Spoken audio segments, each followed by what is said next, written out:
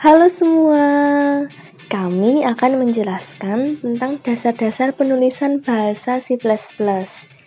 Nah, yang pertama ada double slice. Double slice digunakan untuk menulis komentar.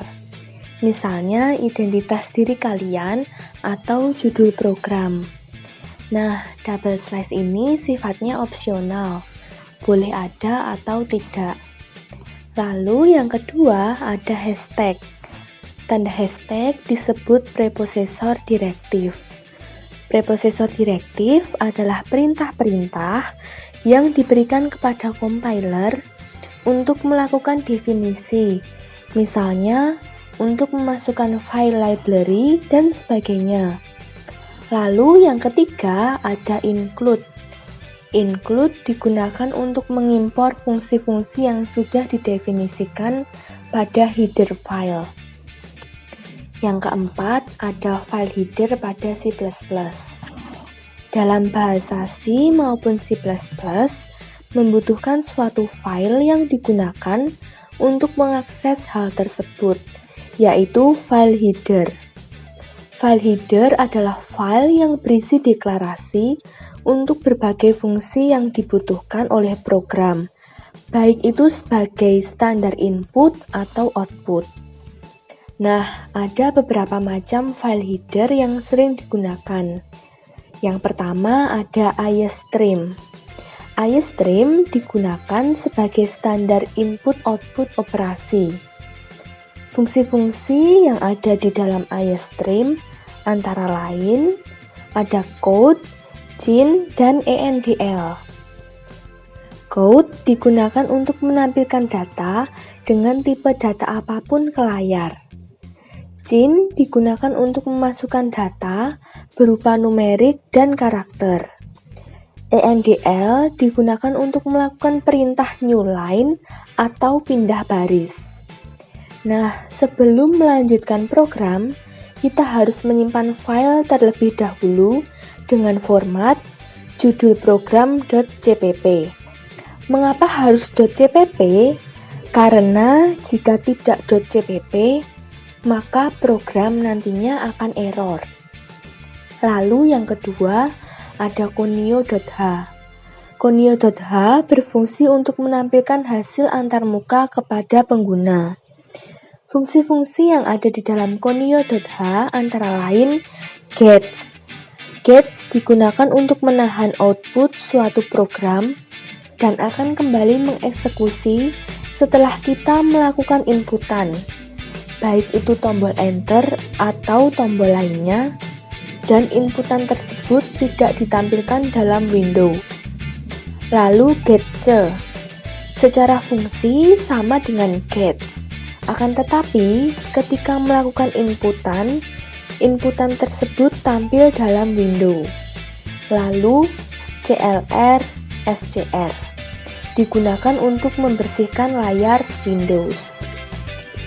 Nah, yang ketiga ada mat.h. Mat.h berfungsi untuk operasi matematika.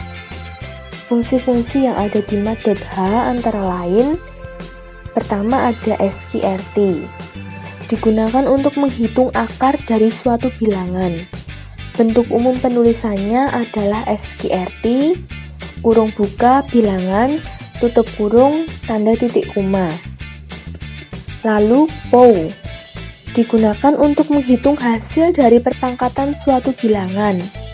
Bentuk umum penulisannya adalah POW, kurung buka, bilangan, koma, pangkat, tutup kurung, titik koma. Lalu ada sin, cos, tan. Digunakan untuk menghitung nilai sinus, kosinus, dan tangen dari sudut yang dimasukkan. Bentuk umum penulisannya adalah sin, kurung buka, bilangan, kurung tutup, tanda titik koma. Lalu yang keempat ada stdlib.h.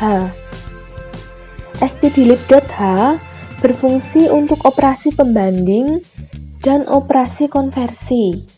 Fungsi-fungsi yang ada di stdlib.h antara lain ada max. Digunakan untuk menentukan nilai maksimum dari dua bilangan yang diinputkan.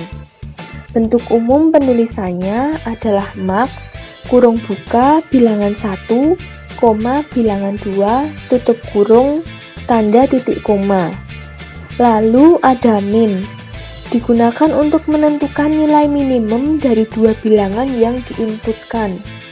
Bentuk penulisannya adalah min, kurung buka, bilangan 1, koma, bilangan 2, kurung tutup, tanda titik koma. Lalu ada atof. Atof digunakan untuk mengkonversi nilai string menjadi bilangan bertipe double. Bentuk umum penulisannya adalah atof dalam kurung jar nama underscore variabel tutup kurung tanda titik koma. Selanjutnya ada atoy. Atoy digunakan untuk mengkonversi nilai string menjadi bilangan bertipe integer. Bentuk umum penulisannya adalah atoy kurung buka jar nama underscore variabel kurung tutup tanda titik koma. Lalu yang kelima ada stdio.h. stdio.h digunakan sebagai standar input-output operasi yang digunakan oleh bahasa C. Akan tetapi bisa juga digunakan dalam bahasa C++. Fungsi-fungsi stdio.h antara lain ada printf. Printf digunakan untuk menampilkan informasi atau pesan ke layar secara terformat. Nah, untuk menentukan tipe data yang akan dikeluarkan. Lalu ada puts. Puts digunakan untuk menampilkan informasi atau pesan yang bertipe data string. Ini tanpa harus melakukan penentuan tipe data terlebih dahulu. Jika print tadi harus menentukan tipe data yang akan dikeluarkan. Selanjutnya ada putchar. Putchar digunakan untuk menampilkan informasi atau pesan yang bertipe data char, tanpa harus melakukan penentuan tipe data terlebih dahulu. Lalu ada scanf. Scanf digunakan untuk menginputkan data numerik, karakter, dan string secara terformat. Ini harus menentukan tipe data yang akan dimasukkan terlebih dahulu.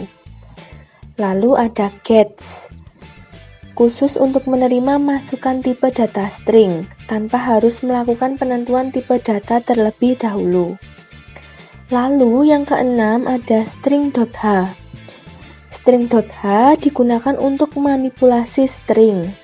Fungsi-fungsi yang ada di string.h antara lain ada strcpy, digunakan untuk menyalin suatu string ke variabel tujuan. Bentuk umum penulisannya adalah strcpy kurung buka variabel tujuan, koma, string, kurung tutup, tanda titik koma. Lalu ada strlen, digunakan untuk menghitung jumlah karakter yang ada dalam suatu string.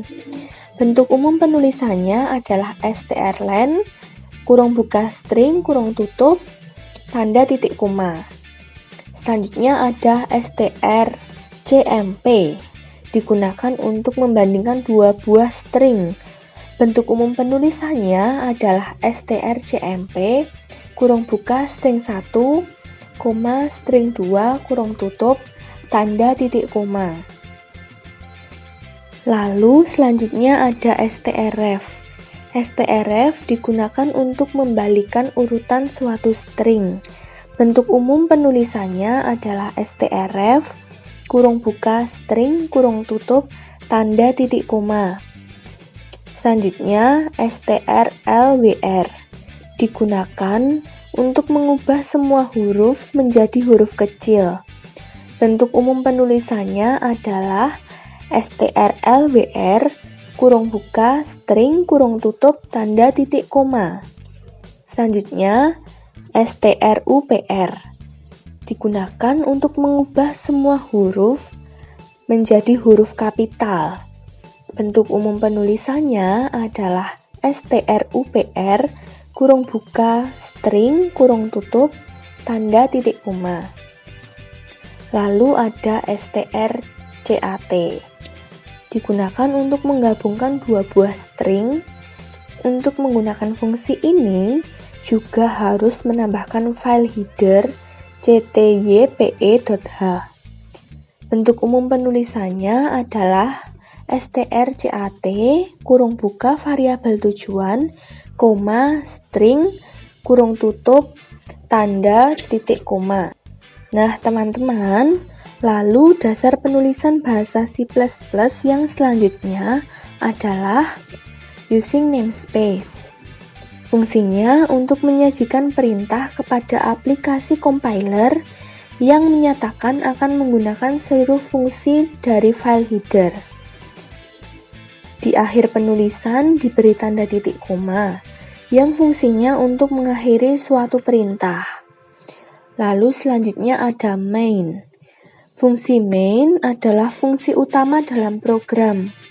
Fungsi ini akan dieksekusi pertama kali saat program akan dijalankan. Lalu yang selanjutnya adalah tanda kurung kurawal. Kurung kurawal yang pertama berfungsi untuk menyatakan awal eksekusi program. Sedangkan kurung kurawal yang akhir fungsinya untuk menyatakan akhir eksekusi program. Nah, ini adalah beberapa contoh dari penggunaan header. Pertama, ada penggunaan stdio.h dan conio.h.